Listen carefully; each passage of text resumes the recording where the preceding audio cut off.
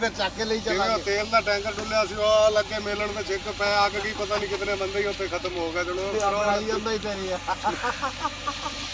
ਅਸੀਂ ਵੀ ਸਾਰੀ ਚੱਕ ਤੇ ਜਵੀ ਛੱਡ ਆਵਾਂਗੇ ਤੁਸੀਂ ਲੈ ਜਾਇਆ ਜੀ। ਅੰਨੇ ਸਹੀ ਹੈ ਹੁਣ ਜੌਹਰੀ ਫਿਰ ਆਪਣਾ ਸਾਫ ਕਲੀਅਰ ਹੋ ਗਿਆ। ਆਪਾਂ ਠੀਕ ਹੈ ਯਾਰ ਜਿੱਦਾਂ ਨੂੰ ਕਹਤਾ ਮੈਨੂੰ ਸਾਦਾ ਕੋਈ ਪਤਾ ਨਹੀਂ। ਫਿਰ ਉਸੇ ਗੱਲ ਤੇ ਆ ਗਿਆ ਮੈਂ ਫਿਰ ਆਖੇਗਾ ਮੈਨੂੰ ਤਾਂ ਪਤਾ ਹੀ ਕੋਈ ਨਹੀਂ। ਕਿਉਂ ਵੀ ਹਾਂ ਇਹਨੂੰ ਪਤਾ ਹੀ ਹੈ ਭਾਈ ਨੂੰ ਪਤਾ ਯਾਰ ਦੱਸ ਜੇ ਮੈਂ ਤੁਹਾਨੂੰ ਦੱਸ ਦਿੱਤਾ ਤੁਹਾਨੂੰ ਤਾਂ ਕੀ ਦਾ ਨੁਕਸਾਨ ਨਹੀਂ ਕਰਦੇ ਗਏ ਨਰਮੇ ਦਾ ਉੱਥੇ ਜਾ ਕੇ ਚਨਾਈ ਕੱਢ ਕੇ ਢਮੈਸਾ ਕੱਢ ਦਿੰਦੇ ਤੇ ਬਾਕੀ ਆਪਾਂ ਰਕਮ ਅੱਧੋ ਅੱਧ ਕਰ ਲੈਂਦੇ ਤੇ ਐਵੇਂ ਹੀ ਹੋਣੀ। ਇਹ ਭਾਈ ਜਿਹੜਾ ਆ ਹਿਸਾਬ ਹੈ ਨਾ ਇਹਦੇ ਵਿੱਚ ਤੁਹਾਨੂੰ ਰੱਖੀ ਦਾ ਦੋਹਾਂ ਘਰਾਂ ਨੁਕਸਾਨ ਨਹੀਂ ਆਏਗਾ। ਯਾਰ ਅਠਵਾਂ ਹਿੱਸਾ ਦਾ ਸਾਂਝਾ ਅਸੀਂ ਕੱਢ ਦੇਾਂਗੇ ਕਿਸੇ ਅੱਧੋ ਅੱਧ ਕਰ ਲਾਂਗੇ ਮਜ਼ਦੂਰੀ ਕੱਢ ਦੇਾਂਗੇ ਆ ਮਜ਼ਦੂਰ ਮੈਂ ਆਲੇ ਖਾਤੇ ਜਿਹਨੇ ਮੇਰੇ ਇਹਦੇ ਨਾਲ ਚੋਰੀ ਦਾ ਕੋਈ ਲੱਗਾ ਸੀ ਉਹ ਕੱਢ ਤੁਸੀਂ ਦਾਣੇ ਜਿਹੜੇ 13 ਮਣ 35 ਕਿਲੋ ਉਹ ਕੱਢ ਲੈਣੇ ਆਪਦਾ 8ਵਾਂ ਹਿੱਸਾ ਕੱਢ ਲੈਣਾ ਬਾਕੀ ਜਿਹੜੇ ਹੋਣਗੇ ਉਹ ਅੱਧੇ ਚੋਰੀ ਹੁੰਦੇ ਸੀ ਅੱਧੇ ਆਪਦੇ ਲੈ ਜੀ ਤੂੰ ਮਜ਼ਦੂਰੀ ਜਿਹੜੀ ਇਹਨਾਂ ਨੂੰ ਵਾਢਾਂ ਮੋਢਾਂ ਹਰ ਸ਼ਾਨ ਪਕਤਾ ਮਜ਼ਦੂਰੀ ਤੂੰ ਦੇਣੀ ਜਿਹੜੀ ਧਾੜ ਕਿਹਨਾਂ ਲਿਪਣੀ ਆ ਧਾੜੇ ਨੇ ਲਿਪਣੀ ਕਬਾਲ ਨੇ ਲਿਪਣੀ ਧਾੜ ਬਣਾਉਣੀ ਮੈਂ ਲਿਪਣੀ ਮੈਂ ਵੇਚਣੀ ਮੈਂ ਸਹੀ ਹੋ ਚੋਰੀ ਨੇ ਰਕਮ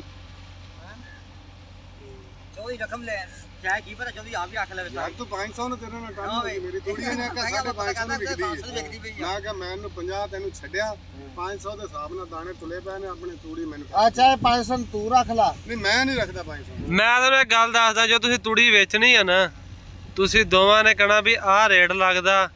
ਤੂੰ ਵੇਚਣ ਲੱਗਿਆ ਤੂੰ ਕਹਣਾ ਆਹ ਰੇਟ ਲੱਗਦਾ ਮੈਂ ਵੇਚ ਦਵਾਂ ਜਾਂ ਤੂੰ ਰੱਖਣੀ ਆ ਮੈਂ ਚੌਰੀ ਨੂੰ ਵੇਚਤੀ ਜੇ ਤੂੰ ਵੇਚਣੀ ਆ ਤੂੰ ਦੱਸ ਕਿੰਨੇ ਪੈਸੇ ਚ ਲੈਂਦਾ ਦੇ ਦਾਂਗੇ ਉਹਨਾਂ ਬਾ ਦੇ ਦੇ ਨੂੰ ਠੀਕ ਨੇ